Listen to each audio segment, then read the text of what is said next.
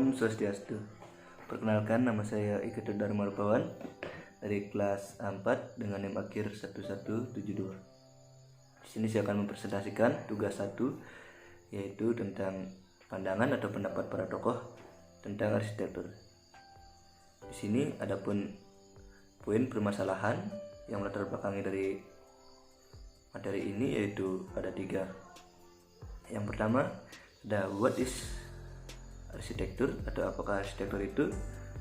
Yang kedua ada what arsitektur should do, yang artinya apa guna arsitektur. Dan yang ketiga ada how to design arsitektur atau bagaimana membuat arsitektur. Mari kita bahas satu persatu dari permasalahan tersebut. Mulai dari yang pertama, what is arsitektur? Arsitektur merupakan objek bahasan atau bidang olahan yang menyangkut manusia dan lingkungannya.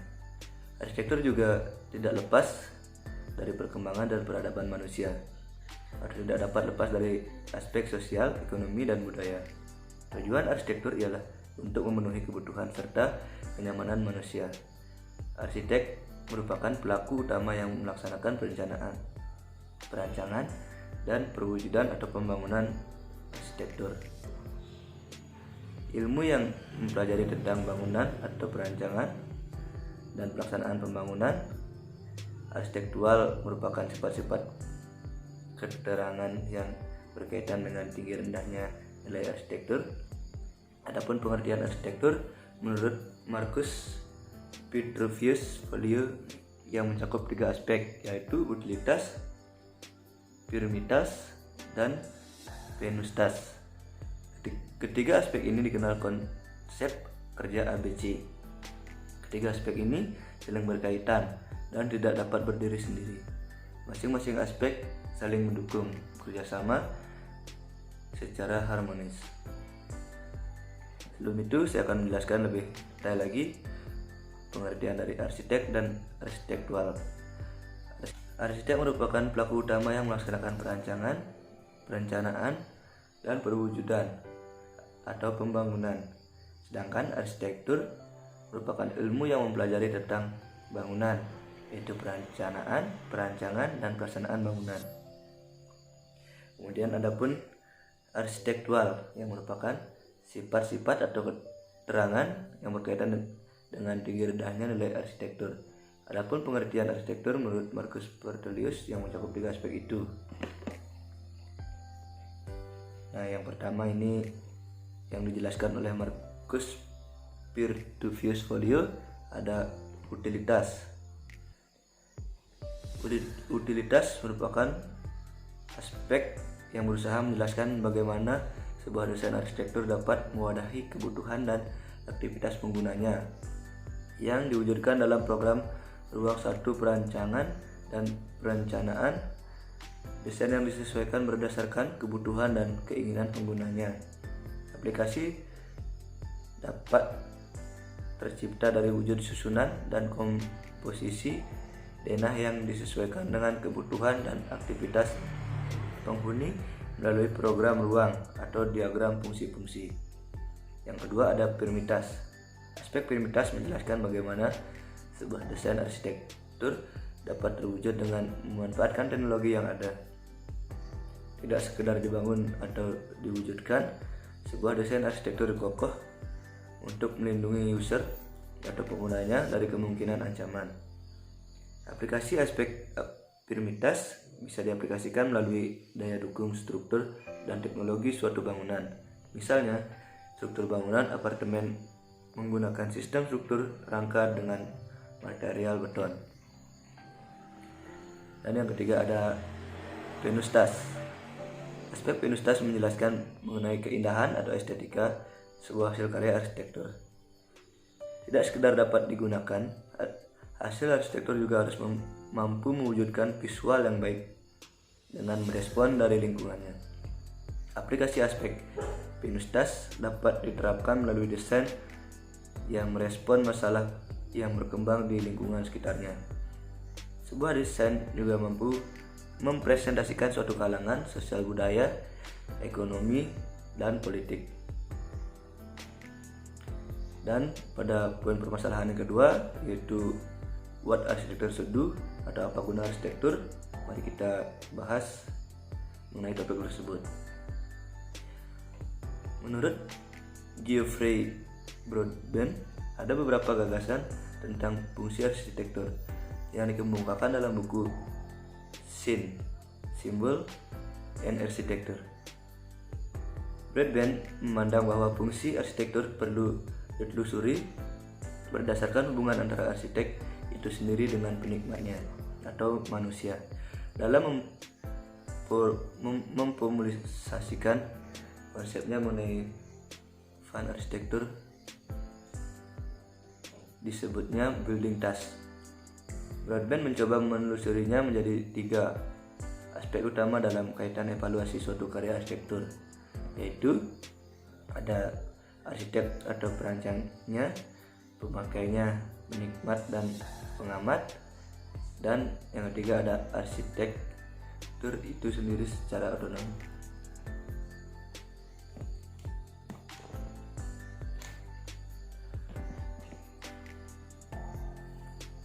Dari dasar pemikirannya, Broadbent merumuskan fungsi arsitektur atau building task itu dalam sejumlah kategori sebagai berikut. Ada artistic form atau fungsi bentuk arsitektur, yaitu dalam arsitektur dianggap sebagai bentukan seni, sehingga arsitektur yang fungsional diartikan sebagai suatu bentukan yang artistik dan memiliki nilai keindahan.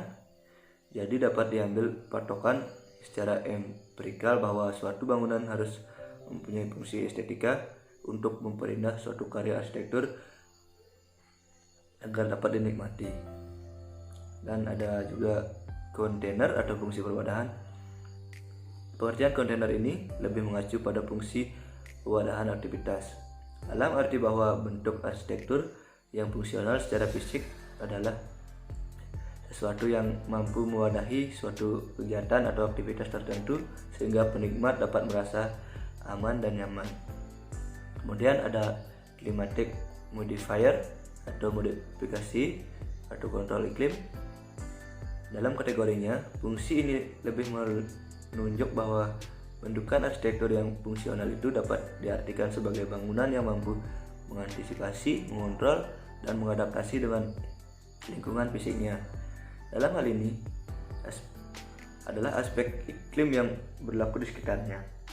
Arsitektur harus dapat menyesuaikan diri secara klimatologis dalam lingkungannya karena kehadirannya menurut fungsionalisnya dari berbagai aspek termasuk iklim. Kemudian ada environmental filter atau fungsi filter lingkungan.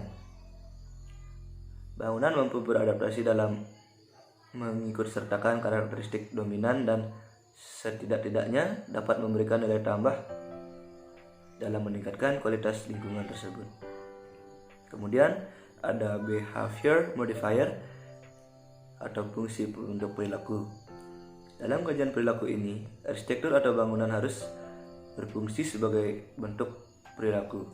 Dalam tautan ini diyakini bahwa setiap olahan dan setiap bentuk arsitektur pada gilirannya akan mampu memodifikasi, membentuk, bahkan memanipulasi tingkah seseorang yang secara aktif berinteraksi dengan bentukan arsitektur tersebut. Kemudian ada capital investment atau fungsi investasi modal. Pengertiannya, arsitektur berfungsi sebagai suatu investasi modal yang mengartikan bahwa adanya semacam tujuan untuk memperoleh manfaat atau nilai tambah tertentu atau keuntungan.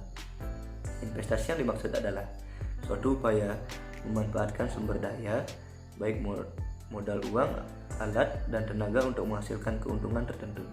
Keuntungan yang dimaksud dapat dibedakan menjadi 2, yaitu keuntungan profit dan keuntungan benefit. Keuntungan profit ini adalah keuntungan dalam hal yang dapat diukur, misalnya pengembalian modal investasi. Contoh arsitektur yang bersifat profit oriented yaitu hotel, supermarket, bioskop, dan sejenisnya. Keuntungan benefit adalah keuntungan yang bersifat tidak dapat diukur dengan uang karena berhubungan dengan peningkatan kualitas nilai-nilai atau norma kehidupan tertentu. Contoh arsitektur benefit oriented yaitu bangunan peribadahan, rumah sakit, gedung pemerintah, dan lain sebagainya. Dan selanjutnya ada kultur symbolization atau fungsi simbol budaya. Dalam pengertiannya, arsitektur yang berfungsi sebagai simbol budaya adalah arsitektur yang mampu mengekspresikan karakteristik suatu budaya tertentu. Pengertian budaya dapat diartikan sebagai nilai-nilai. Pengertian simbol atau lambang bukan berarti lambang yang dikemukakan memiliki mirip rupa atau sama dengan apa yang dilambangkan. Jadi, Broadbent memahami fungsi sebagai apa saja yang dipancarkan dan diinformasikan oleh arsitektur melalui panca indera kita. Kemudian pembahasan materi kita yang ketiga atau yang terakhir yaitu ada how to design arsitektur atau bagaimana membuat arsitektur. Berikut adalah pandangan dari para ahli mengenai how to design arsitektur. Yang pertama, ada seorang ahli atau tokoh yang bernama Bernhard C.L. dan Justin.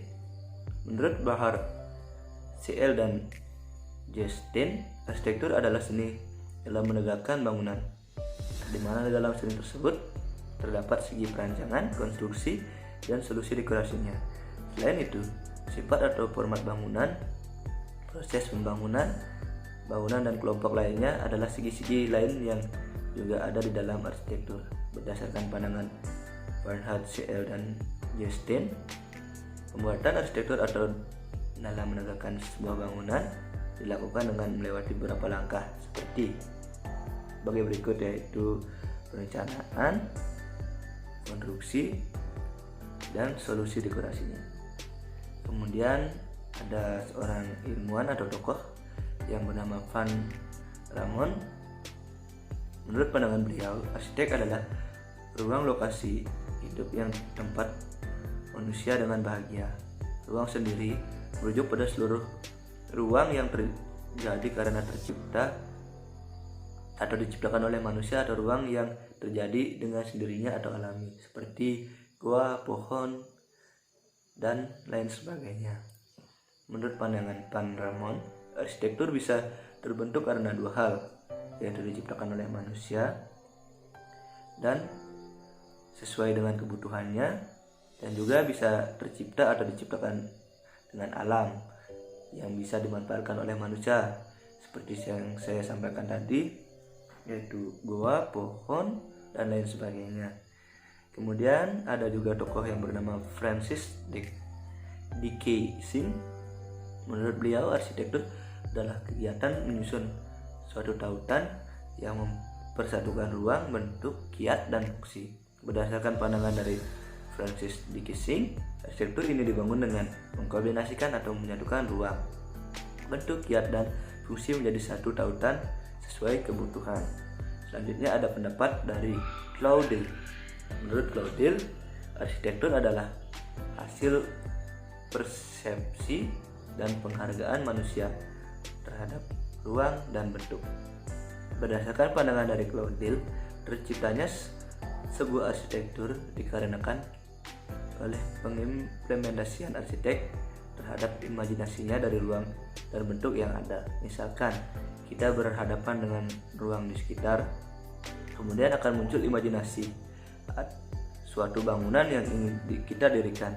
Dari imajinasi tersebutlah kemudian diimplementasikan menjadi suatu bangunan yang tercipta, sebuah bangunan yang memiliki keindahan tanpa meninggalkan fungsi-fungsi utama dari bangunan tersebut.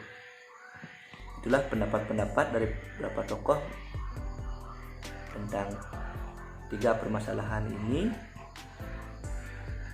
Saya rasa sekian presentasi dari saya yang bisa saya sampaikan.